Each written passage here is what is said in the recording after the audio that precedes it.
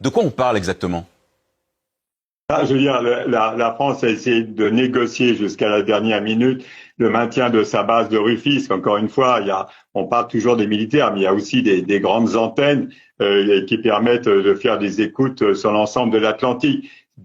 C'est exactement comme les Américains quand ils ont essayé de se maintenir à Agadez au Niger. C'est pas tellement pour la formation des militaires nigériens, mais c'est pour leur puissance d'écoute sur l'ensemble du continent. C'était la même chose pour le Sénégal, qui était un point extrêmement important. C'est là où, par exemple, les Américains voulaient poser leur navette spatiale à l'époque où c'était très important en cas de problème. C'était des points d'appui vraiment stratégiques. Bon, maintenant, de l'information, mais encore une fois, l'Afrique s'est totalement mondialisée. Vous avez le monde entier maintenant. Les chefs d'État, ils ont le monde entier dans leur salle d'attente.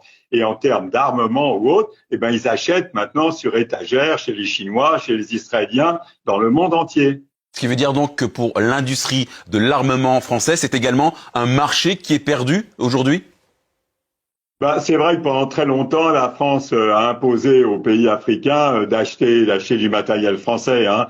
Il y avait un certain nombre de matériel de la coopération qui était fourni, mais globalement, c'est vrai qu'il y avait toujours cette espèce de rente politique. Vous avez eu des indépendances de 60 jusqu'à la chute du mur de Berlin en 89-90. On aurait dû tout remettre à plat, plus que le discours de La Baule sur la démocratie. Il aurait fallu changer un peu comme ça de mode, de pas continuer à rester dans une période vraiment anachronique. Et pendant que la France a continué à faire le gendarme de l'Afrique dans le Sahel, pendant ce temps, ses propres partenaires, même européens, faisaient le business. Et donc, au bout d'un moment, la France s'est trouvée totalement en porte-à-faux par rapport à une Afrique mondialisée, à une jeunesse africaine souverainiste, et elle n'a pas su anticiper ces événements. Et maintenant, vous avez un commandement de l'armée française en Afrique qui sera à Paris, basé à Paris, exactement comme les Américains, ils ont Africom qui est à Stuttgart. Et à ce moment-là, vous avez des capacités comme ça de déploiement spontanément avec des passages de bateaux dans les ports africains. Mais encore une fois, en dehors de Djibouti où il y a 1500 soldats et la France paye très cher, en plus maintenant sa rente annuelle, c'est un vrai changement. Alors, vous évoquez la base de Djibouti, qui compte quand même 1500 personnes, avec, on dirait une sorte j'allais dire de mépris, mais ça suffit pas donc comme base pour se projeter dans la lutte anti-djihadiste?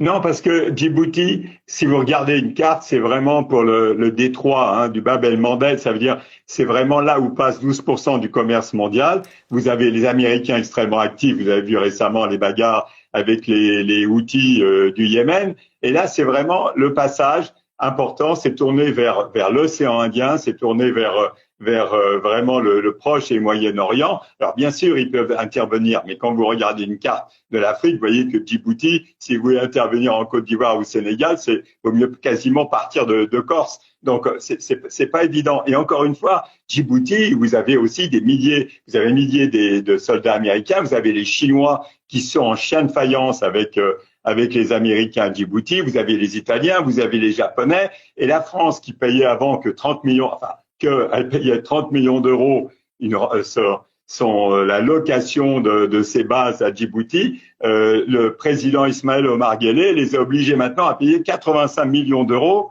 Et puis ils avaient une emprise sur une île qui voulait absolument conserver, qui s'appelle la presqu'île Héron. Et finalement, ils n'ont pu conserver qu'environ 40% parce que le président djiboutien veut créer un complexe hôtelier à la place de la base française.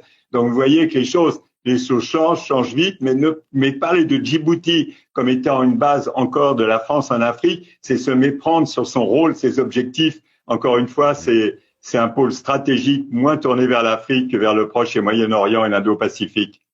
Merci beaucoup Antoine Glaser, journaliste et essayiste spécialiste de l'Afrique. Merci de nous avoir aidé à y voir un peu plus clair dans ce dossier. Merci à vous.